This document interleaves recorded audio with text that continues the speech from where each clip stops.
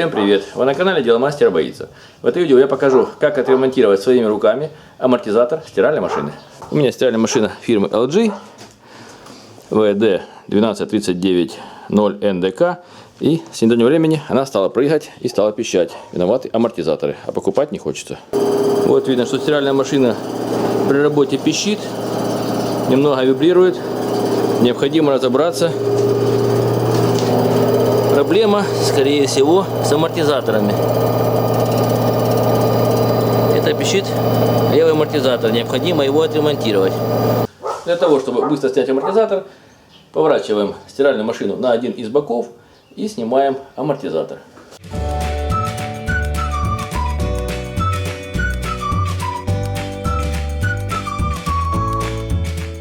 Вот неисправный амортизатор. Для того, чтобы его вынуть, необходимо снять две заглушки. Вот они. Потихонечку выбиваем. Нажимаем на этот язычок и выбиваем молотком.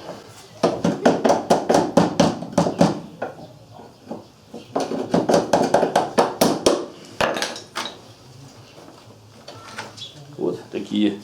Здесь шпильки. Снимаем верхнюю шпильку. Так же самое.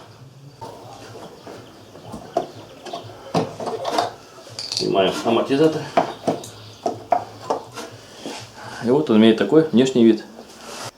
Для того, чтобы разобрать, необходимо просто вынуть одну из частей. И здесь внутри есть такая вставочка. Это поршень, это цилиндр. С помощью маленькой отвертки необходимо снять вот этот фиксатор, который фиксирует внутреннюю вставку. Поддеваем отверточкой с двух сторон и вынимаем это кольцо. Оно имеет такой внешний вид. Теперь можно вынуть вставку, которая износилась. Она имеет такой внешний вид, выполнена из какого-то материала синтетического. Но мы возьмем обычный ремень и сделаем такую же самую. Возьмем тангенс циркуль и померяем толщину вставки. Она 3 мм. Я нашел такой же самый ремень. Он тоже имеет толщину 3 мм, но материал намного надежнее. Он кожаный, чем вот эта вставочка. Теперь необходимо вырезать такую же самую вставку из этого кожаного ремня по такой ширине и длине. Я буду резать кожу с помощью острых мощных ножниц. Прикладываем эту вставку кожи и начинаем резать по длине. Кожа режется очень легко, хорошими ножницами. Вставку можно немножко длиннее сделать, потом всегда ее можно будет укоротить. Вот кожаная вставочка. С одной стороны она глянцевая, а с другой шероховатая. Необходимо шероховатой частью вставить эту вставочку внутрь поршня. Сейчас я примерю, чтобы ее хватало строго по кругу, а все лишнее обрежем. Но если ориентироваться на эту вставку, то необходимо обрезать совсем немножко. Но я буду обрезать маленькими кусочками, чтобы не обрезать лишнее. Теперь вставляем вставку в цилиндр, так, чтобы она плотно прижалась к стенкам и уперлась в тот упор, который находится внутри.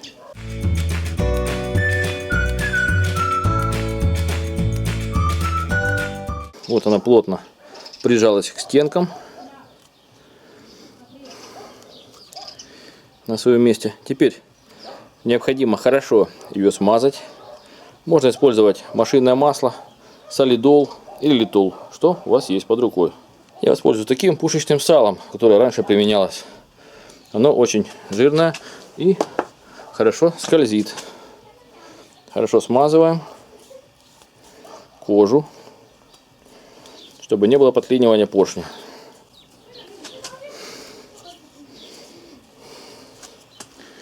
И также смажем сам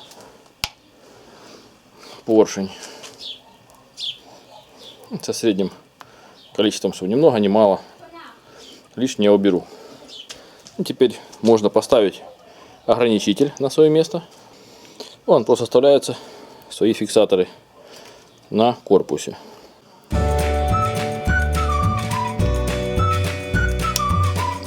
Вот ограничитель на своем месте. И можно пробовать ставить сюда поршень. Поршень вставляется очень туго. Ну, со временем он разработается. Поэтому не переживайте, если сразу не будет хорошо скользить. После нескольких стирок все притрется, кожа станет на свое место, немножечко просядет и будет все хорошо работать. Вот амортизатор отремонтирован, он тугой, ничего не пищит, не скрипит, и можно ставить его на стиральную машину. Устанавливать поршень еще легче, чем снимать.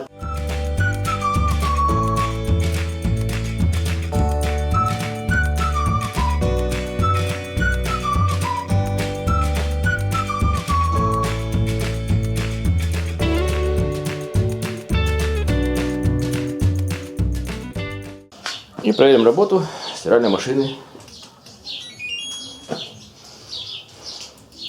на отжим. Теперь стиральная машина работает беззвучно